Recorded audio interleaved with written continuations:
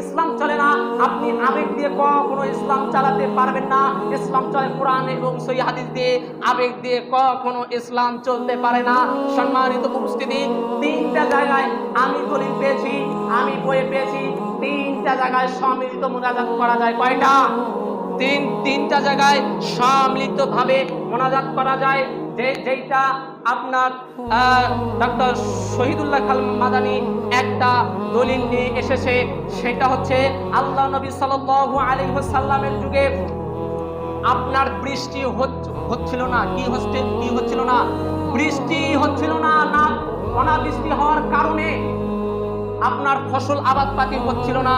এমন অবস্থায় একজন সাহাবা বললেন, ইয়া রাসূলুল্লাহ, ইয়া হাবিবাল্লাহ, আমার তো সম্পদ যে উত্তেজনা যে পারছে না, একটু আপনি আল্লাহর কাছে দোয়া করুন, আল্লাহ তাআলা যেন কল্যাণের বৃষ্টি দান করেন। তখন আল্লাহ রাসূল সাল্লাল্লাহু আলাইহি ওয়াসাল্লাম তার সাহাবাদেরকে নিয়ে উহুদ পাহাড়ে চলে গেলেন। সেখানে যাওয়ার পর আল্লাহ নবী সাল্লাল্লাহু আলাইহি ওয়াসাল্লাম সম্মিলিতভাবে দোয়া করলেন যে আল্লাহ আমাদেরকে কল্যাণের বৃষ্টি দান করো, আল্লাহ আমাদেরকে উত্তম বৃষ্টি দান করো। তখন আল্লাহ তাআলা তাকে উত্তম বৃষ্টি দান করে দিলেন, সবাইকে উত্তম বৃষ্টি দান করে দিলেন। এই যে এক জায়গায় সম্মিলিতভাবে মুনাজাত করা, এইটা হচ্ছে আপনার সহিহ হাদিস। এই হাদিসটা রয়েছে মিশকাতুল মাসাবি 4 নম্বর খণ্ড 511 নম্বর হাদিস, ফিকুস সুন্নাহ 1 নম্বর খণ্ড পৃষ্ঠা নম্বর 588 নম্বর পৃষ্ঠা, সহিহ বুখারী হাদিস নম্বর 933 নম্বর হাদিস, সুস্পষ্টভাবে প্রমাণিত। এই জায়গায় এক জায়গায় কি করা যায়? দোয়া করা যায়। আরেক জায়গায় হচ্ছে যখন ইমাম সাহেব আর কি বেতের সালাতের সময় যখন একসাথে হাত তুলে আল্লাহুম্মা হদিনি, এই সময় সম্মিলিতভাবে হাত তুলে মুনাজাত করা কি জায়েজ। আর একটা সময় যখন চাঁদ এবং গ্রহগুলো একত্রিত হওয়ার উপক্রম হয়, তখন আল্লাহর কাছে দোয়া করতে পারেন, আল্লাহ আমাদেরকে উত্তম ভাবে আমাদেরকে কল্যাণ দান করুন, আমাদেরকে কল্যাণ দান করুন। আরেক জায়গায় রয়েছে সম্মিলিত ভাবে হাত তোলা মুনাজাত করা, কিন্তু তা ব্যতীত 5 জায়গায় সম্মিলিত ভাবে মুনাজাত করলে হবে না। আপনার হুজুরকে যদি জিজ্ঞাসা করি, আপনার হুজুর ওই যে নবী সাল্লাল্লাহু আলাইহি ওয়াসাল্লাম পাহাড়ে গিয়ে সম্মিলিত ভাবে মুনাজাত করেছেন, ওই দলিল এখানে নিয়ে আসার পর বলছে যে সালাতের পরে সম্মিলিতভাবে মুনাজাত করা জায়েজ। আপনার হুজুর আপনাকে বোকা ভাবছে দেখে ওই হাদিস এখানে নিয়ে আসার পর আপনাকে বলছে দেখো তো আল্লাহ রাসূল সম্মিলিতভাবে মুনাজাত করলো। শুনে রাখুন, আপনারা কিন্তু সবাই দায়িত্বশীল, আপনাদেরকে সবাইকে জিজ্ঞাসিত করা হবে, আপনাদেরকে জিজ্ঞাসিত করা হবে। কেউ পার পাবেন না। যুবকদেরকে বলছি, আপনারা সতর্ক হয়ে যান। আপনারা কিন্তু জন্মের ভবিষ্যৎ, আপনারা কিন্তু এ জাতির ভবিষ্যৎ। কুল জাল হক, এসেছে সত্য, ওয়াজহাকাল বাতিল, চলে গেছে মিথ্যা। ইন্নাল বাতিলা কানা যাহুকা, নিশ্চয় মিথ্যা চিরস্থায়ী মিথ্যা।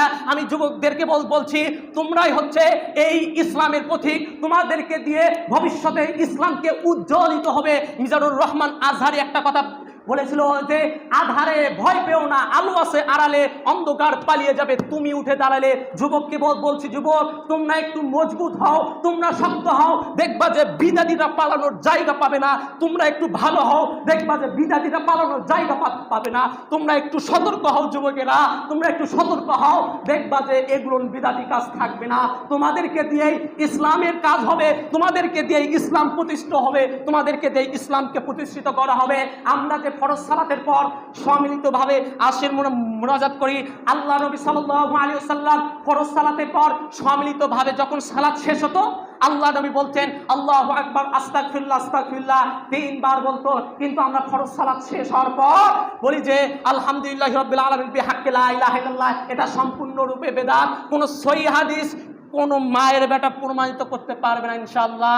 কোন হাদিসগুলো যে বললাম, কিয়ামত পর্যন্ত এই হাদিসকে কোন মায়ের বেটা উল্টাতে পারবে না ইনশাআল্লাহ।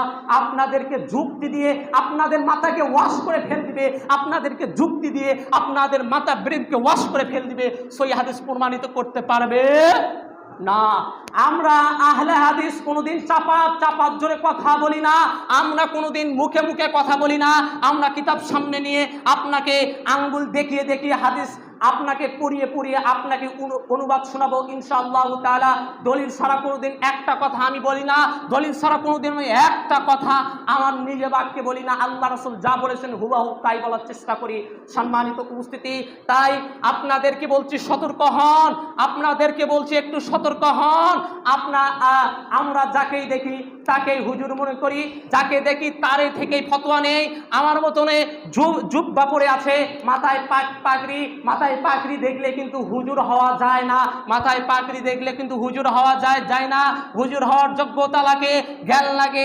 আমি এই দিক যাচ্ছি না যে আপনাদেরকে এই বিদআত কাজ পরিহার করা দরকার। আল্লাহ তাআলা যেন সবাইকে যেন বুঝদান করার তৌফিক দান করে দেয়, আল্লাহুম্মা আমিন। আল্লাহ রাব্বুল আলামিন যেন সবাইকে যেন পরিপূর্ণভাবে বিদআত মুক্ত থাকার তৌফিক দান করে দেয়, আল্লাহুম্মা আমিন। আল্লাহ রাব্বুল আলামিন যেন সবাইকে কবুল করে নেয়, আল্লাহুম্মা আমিন। পরিশেষে আরেকটা কথা বলছি, যারা দায়িত্বে রয়েছে তাদেরকে জিজ্ঞাসিত করা হবে। এই যে যাকাতুল ফিতরটা আল্লাহ রাসূল বলছেন যে চাল দিয়ে আদায় করো, খাদ্যদ্রব্য দিয়ে আদায় করো, কিন্তু আমরা দায়িত্বশীল হয়ে আমরা টাকার জায়গায় টাকা লিখছি, যে যেটা দিচ্ছি আমরা সেটাই লিখছি। মনে রাখুন, আপনার ডান পাশে বাম পাশে কিন্তু ফেরেশতা রয়েছে, কিরামান কাতিবিন ইয়ালামুনা মা তাফআলুন। তোমরা যা করো কিরামান কাতিবিন তা দেখেন। একটু ভাববা, চিন্তাশীল ভাবে ভাববা। দায়িত্ব মানে কি জানেন? দায়িত্ব মানে কি জানেন? দায়িত্ব মানে একটা পাহাড় যেমন কেউ কি কাঁধে নিতে পারবে? পাহাড় পারবে না। এমনি ভাবে এই দায়িত্বটাও কঠিন বাবারে। আপনাদেরকে অবশ্যই জিজ্ঞাসিত করা হবে, আপনাদেরকে অবশ্যই জিজ্ঞাসিত করা হবে কিয়ামতের মাঠের দিন। আপনাকে এই প্রশ্নের উত্তর না নিয়ে আপনাকে এক পাও এগোতে দেওয়া যাবে না, এক পাও এগোতে দেওয়া যাবে না। আপনাদেরকে রিকোয়েস্ট করে বলছি যে আল্লাহ তাআলার যে ইসলাম, নবী সাল্লাল্লাহু আলাইহি ওয়াসাল্লামের সুন্নাহ পরিপূর্ণভাবে ইসলাম একদিন কায়েম হবে ইনশাআল্লাহ তাআলা। কিন্তু সময়ের অপেক্ষা। আমি যুবক ভাইদেরকে আবারও বলছি, এই ইসলাম